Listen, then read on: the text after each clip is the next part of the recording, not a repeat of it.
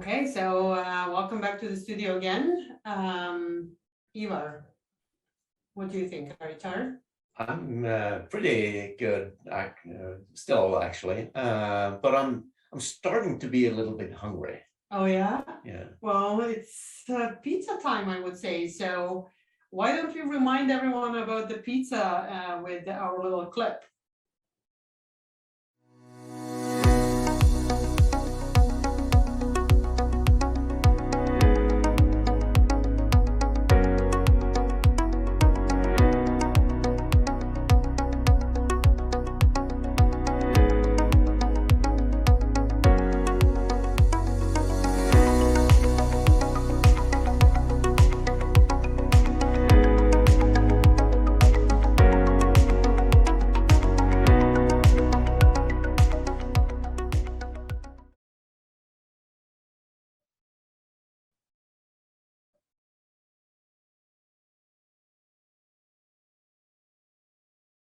Okay, and we're back. I hope you're inspired to go out and create a pizza now. And in this studio, we are going to talk about Jakarta config. And with me, or with us here today, we have Dmitry Kornilov and Thomas Langer. So please introduce yourselves. Welcome. Yeah, I'll start the introduction. My name is Dmitry Kornilov. I'm from Oracle. I'm one of Jakarta config spec leads. Another one is Emily from IBM. We're quite proud to provide a little bit of information and about Jakarta config and possibly encourage people to participate in the spec or at least track what's going on. Thomas? Hi, my name is Thomas Langer. I also work for Oracle, and I'm participating on Jakarta config as a committer, trying to move it forward as much as possible. Okay, great. So I'm so curious to learn what is Jakarta config all about? What does it do and so on? So yeah, so and I think you have some slides you want to share with us. So. Do you? Yes. Perfect. Sure. Okay. Let me share. Okay. I suppose that my screen is live, right? Oh, yes. Okay. It is. Yeah. Okay, so I skip all the introduction slides in this case because we already introduced ourselves. And as I was saying that by this short studio talk, we'll try to answer your questions about what Jakarta config is. And the main question you may have is why? Why do they need Jakarta config? And there is a simple answer to that because there is no standardized approach for configuration in Jakarta EE. There was some projects implementing configuration like Delta Spike config, like Apache Tamaya and others, but there was never a specification in Java EE or Jakarta space standardizing that APIs. There were many efforts to do that. And this story is long and sometimes painful. And here I have a slide about that. So in 2013, a configuration standard for Java EE talk was presented on JakartaOne 2013 by Mike Keith. And remember, it was Java EE 7 time, right? And after that, it was a little bit quiet, and I took it over. And in 2016, I presented talk configuration for Java EE in the cloud, and it was Java EE 8 time.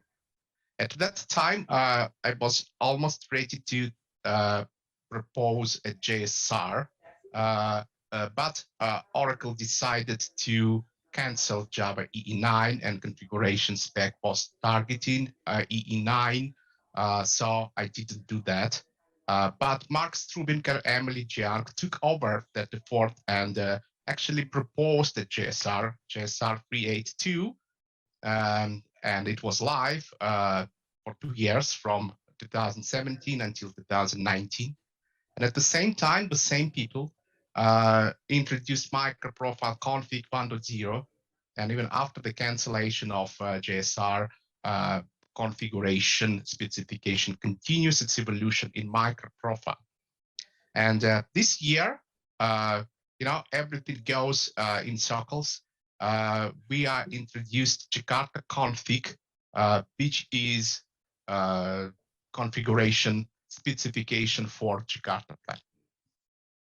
Wow, great. So So there is a question that we beg to ask at some point, if you can explain us what is the difference between microprofile configuration spec and Jakarta EE specification spec? Oh, for sure. I'll explain it a little bit later, but maybe even Tomasz will answer that question a little bit better than me. Let me continue with just explaining what Jakarta config is, right? So just bullet is actually a copy from our scope statement. And the scope statement says that Jakarta config is a core framework for Jakarta EE platform, allowing applications and other components to read configuration data from different environment-aware sources in a portable way. So there are many keywords here, right? So core framework, right, means that we are going to be, first of all, a part of Jakarta EE core profile, which is upcoming at some point, right? And we don't want to have dependencies to other specifications. There are even use cases where CDI is not welcome in the project. We're targeting to support different configuration sources with layering, overriding, and so on. And portable way this is basically what Jakarta EE is about portability, and our specification is going to provide portability too. About microprofile, Jakarta config is going to be successor of microprofile config. It's going to be based on microprofile config, but not exactly. And I mean not exactly because Jakarta EE and microprofile still different organization, different working groups, and they have different goals, right? So Jakarta EE just can't accept something which is not let's put it this way, accepted by all Jakarta EE working group participants, right? Because there can be some different use cases. But we agreed that we will base our specification on microprofile config and fix it a little bit to satisfy all the participants. Talking about participants, we have quite a lot of committers from different organizations, including Oracle, IBM, community itself, Red Hat, the Appetite. And you see that we have quite a good diversity. So there is, based on project activity, we don't have one major committer or organization which does everything. So the graph is very diverse, which is very good. And talking about what they're trying to solve, and what kind of differences between Jakarta, still saying Jakarta EE config and microprofile config. I'll give a word to Tomasz to explain. Tomasz, please. Thank you. So we have a few points that are currently the most important ones we need to resolve before proposing, something to be released. So first point is immutability. If you use microprofile config, it allows you to have fully mutable config sources. And basically every time you request a configuration value, you get the latest one from the config source. And this is one way how to handle it. It has its pitfalls that we are trying to find solutions for.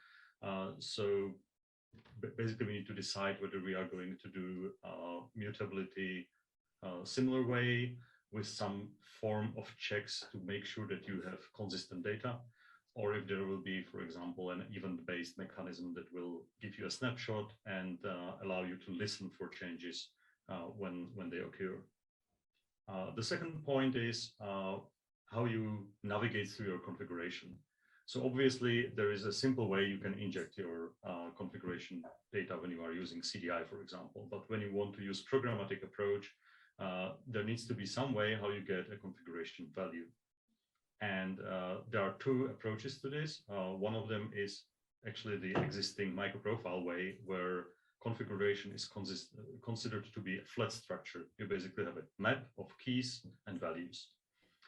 As opposed to that, there are other implementations of configurations that are,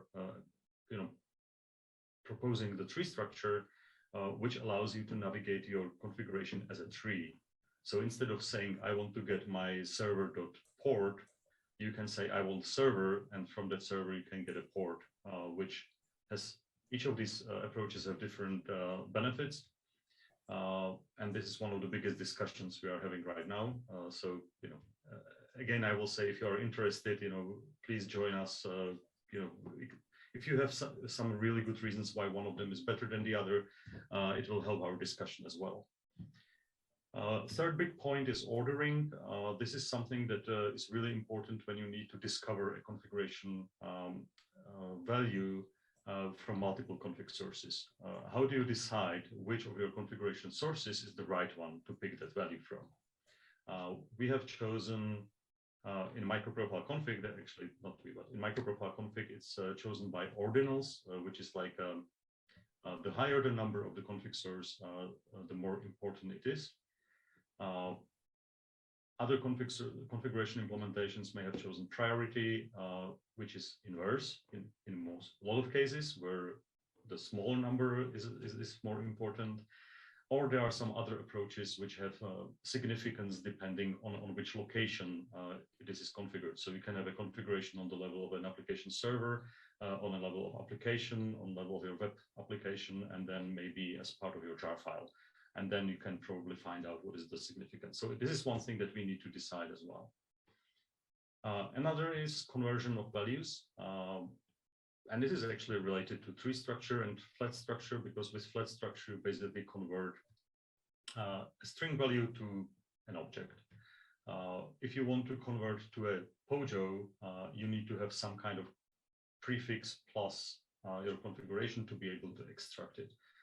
With tree values, you could do things like converting a tree node into an object.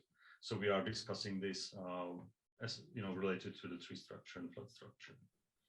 And the last thing that we need to resolve, because there are different opinions on that, is how we override values. Regardless of whether you use tree structure or flat structure, you want to be able to override a value, for example, using an environment variable or system property. And there is a consideration like, what if you want to remove a value? And this is quite complicated because how do you tell through a system property that something should be removed? So that's the last decision that we need to make, is how to, if we want to handle it, and if we decided yes we want to handle it, then how to do it. And I think that that is a short introduction into the current decisions that we are trying to handle. Well, thanks so much. This is great.